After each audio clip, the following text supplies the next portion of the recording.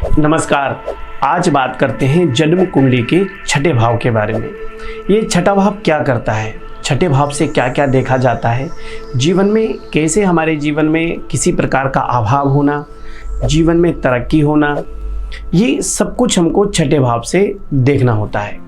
देखिए, काल पुरुष के चक्र में, ये जन्म कुंडली के चक्र में ये छठा भाव जो होता है वो रोग का होता है, ऋण का होता है, मुकदमेबाजी का होता है, अचानक कोई भी घटना का होता है।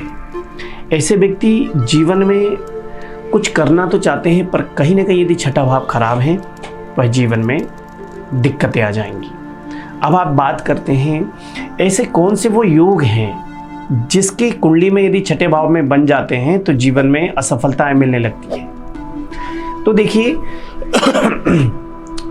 छठा भाव जो है, इस भाव में यदि आपकी कुंडली में कोई पापी ग्रह बैठ जाते हैं, जैसे राहु बैठते हैं, शनि बैठते हैं, मंगल बैठते हैं, ग्रहण योग बनता है, या शुभ ग्रहों की युति होती है, या कोई भी उच्च राशि का ग्रह भी यदि छठे भाव पर बैठ जाए वह जीवन में शुभ फल नहीं दे पाता है। जीवन में असफलताएं मिलने लगती हैं, हमेशा कोर्ट कचहरी के चक्कर लगना होने लगता है।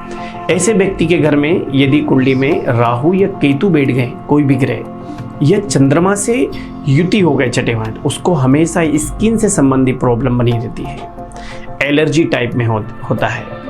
मंगल यदि बैठ गए यहाँ पे नीच राशि में, या सूर्य खराब अवस्था में बैठ गए, तो ऐसे व्यक्ति को ऋणी भी कर देते हैं। मंगल जो ऋण का कारक है, ऐसे व्यक्ति को कर्जे की नौबत आ जाएगी, वो एक कर्जा दे नहीं पाएंगे, दूसरा चढ़ जाएगा उसके ऊपर। तो ये सब चीज़ें ना हमको छठे भाव से देखना होता है। तो आप की कुंडली में कौन से योग हैं, पहले तो वो देखिए। यदि यहीं पे कोई शुभ ग्रह बैठे हुए हैं, मान लिया गुरु बैठ गए, शुक्र बैठ गए, है ना, और ऐसे शुभ ग्रहों की युति हो गई, या उच्च राशि के बैठ गए, तो वो शुभ फल देना भी बंद कर देते हैं।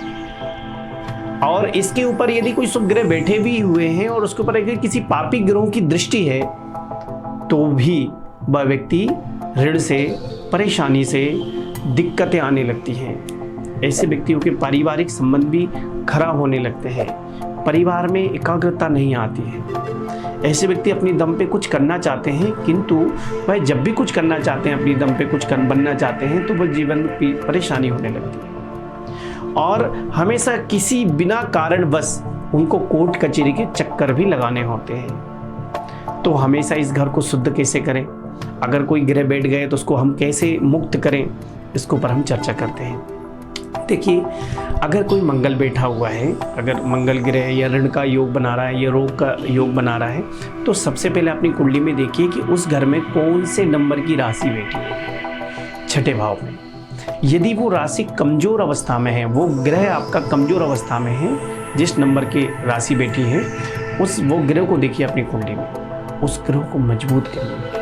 उसके ऊपर जो ग्रहों की, अगर पापी ग्रहों की दृष्टि हो रही है, तो उसको आप मजबूत करिए, उस ग्रह को मजबूत करिए। और मैं आपको पिछली वीडियो में बता भी चुका हूँ कि 6, 8, 12 इन भावों की जो राशियाँ होती हैं, उनके कभी स्टोन भी धारण नहीं करना चाहिए। यदि हम स्टोन भी धारण करते हैं तो ये मार्केस वाले घर हैं, तो इन वाले घरों में के जो स्टोन धारण करते हैं तो वो हानिकारक होते हैं।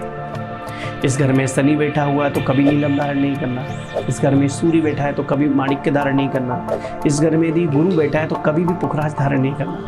यदि आप कर लेते हैं, कोई पंडित जी लोग बता देते हैं और कर लेते हैं, तो उनको उस प्रकार का लाभ नहीं मिल पाता है। तो हमेशा अपने इस घर को हमेशा मजबूत करें।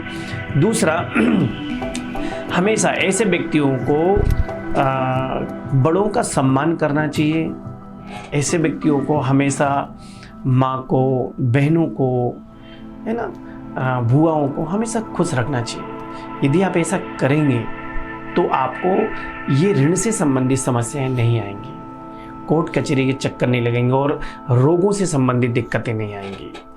और शत्रु, चिंता, ये शत्रु को विशेष रूप से लेके आता है हमारे जीवन में।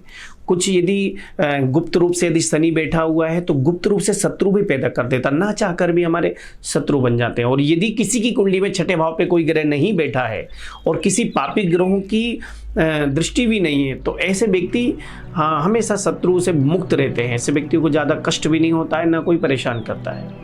पर जब भी केतु बैठ जाए इस काले घर पे और द्वादश भाव पे तो राहु बैठ जाएगा, तो ऐसे व्यक्तियों के शत्रु होंगे गुप्त रूप से। वो हमेशा 2, 4, 5, 6 महीने में कुछ ना कुछ उनके जीवन में कुछ ना कुछ कष्ट आना, परेशानी आ जाती है। पर लेकिन केतु आध्यात्मिक भी और लेके जाता है। ऐसे व्यक्ति बहुत बड़े आध्यात्मिक, अंदर से आध्यात्मिक होते हैं, वो बाहर से आध्यात्मिक नहीं होते, अंदर से कुछ करना चाहते हैं। ऐसे व्यक्ति के घर में यदि गुरु जो है अच्छी अवस्था में बैठ जाए या गुरु की दृष्टि हो जाए तो बैरागी भी हो जाते हैं। ऐसे व्यक्ति सन्यासी भी हो जाते हैं। यदि इस भाव में कुछ अच्छी राशियों का होना भी जीवन में बहुत ज़्यादा लाभकारी होता है, तो ऐसे व्यक्ति हमेशा भगवान सूर्य की उपासना करना चाहिए। ऐसे व्यक्ति को गायत्री की उपासना करना चाहिए, देवी की उपासना करना चाहिए। ऐसे करने से हमें ये सारी समस्याओं से समाधान हो जाता है। अगर सबसे ज़्यादा रोगी हैं, कई लोग हैं कहते हैं कि हम बहुत ज़्यादा कहीं ना कहीं कुछ ना कुछ रोग रहता है, तो देवी जी का एक पाठ है, देवी जी का श्लोक है, उसका जाप करना चाहिए। रोगानुशेषान पहंति तुष्टाम तुष्टा तो कामास का हमेशा पाठ करना चाहिए। आपका छठा भाव खुल जाएगा, आपका छठे भाव से आपको परेशानी आना बंद हो जाएगी। ऐसा करें, बहुत जल्दी जीवन में सफल हो जाएंगे। नमस्कार।